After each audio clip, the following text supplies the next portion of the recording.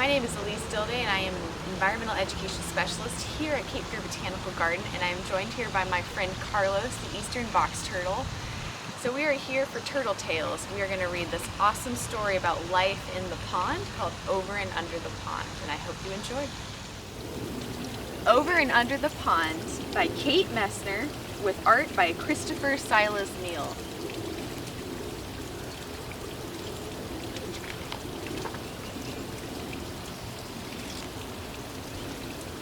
Over the pond we slide, splashing through lily pads, sweeping through reeds.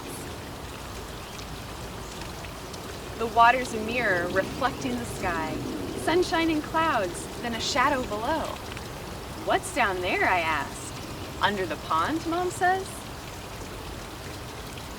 Under the pond is a whole hidden world of minnows and crayfish, turtles and bullfrogs. We're paddling over them now. Over the pond we skim past tall rushes. Whirligig beetles loop and twirl, skaters on a warm summer surface. Under the pond, minnows dart through waving forests of grass, while a brook trout lurks, ready to lunge.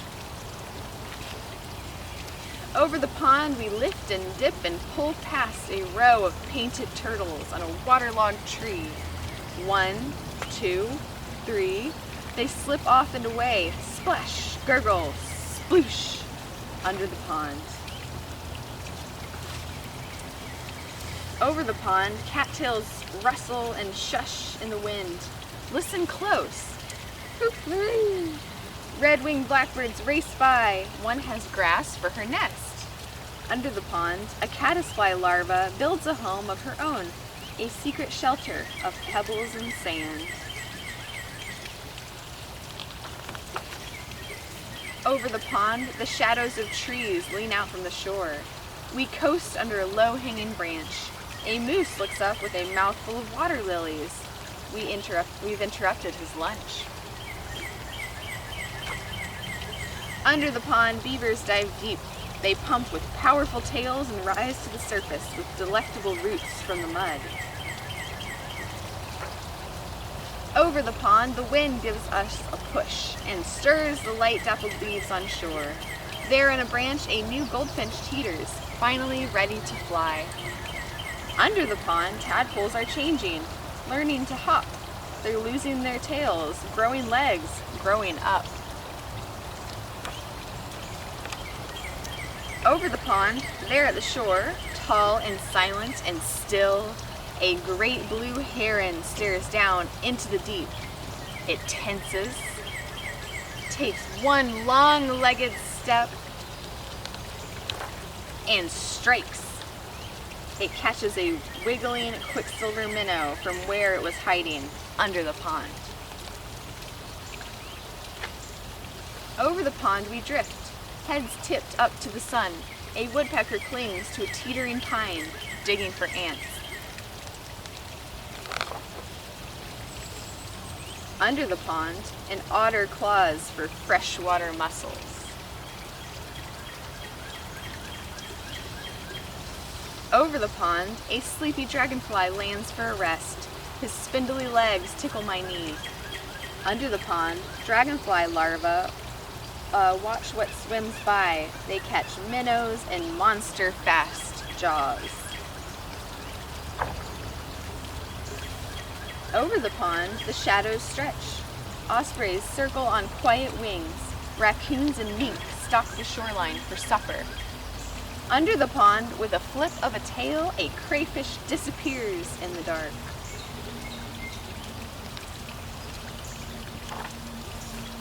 Over the pond, we head for home.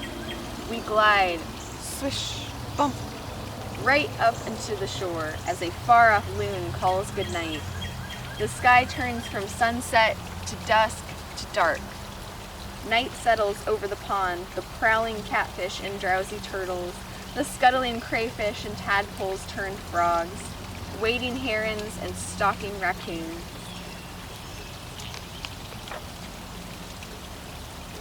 In the hidden world under the pond. That's the end.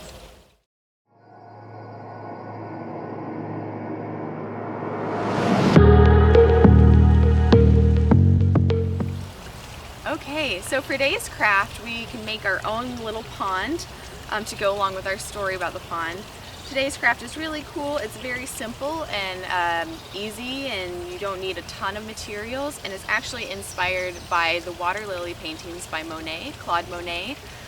So it's also very creative and artistic, which is lots of fun. So to start off, you're going to take a paper plate, any old paper plate, and you are going to get some finger paints out, and then you can just go crazy with your finger paints on the paper plate. So I use two kinds of blue. I use light blue, dark blue, and green, and just finger paint away, make it nice and swirly so it looks like a little pond with waves. And then to make the water lilies, you're going to take cupcake liners. In this case, I had green cupcake liners, which worked perfectly. And I took pink tissue paper and white tissue paper. So you could also use other cupcake liners, like maybe little mini pink cupcake liners. You could use those as well. And you just kind of crumple them up. I cut them up into little circular shapes to look like the flowers, the actual lilies. And crumpled them up and glued them onto the cupcake liners. And then once my plate was dry, I just glued them on here. This is really great because you can make the lily pads while your preschooler is painting the plate, and it's a very quick, fun, and creative craft.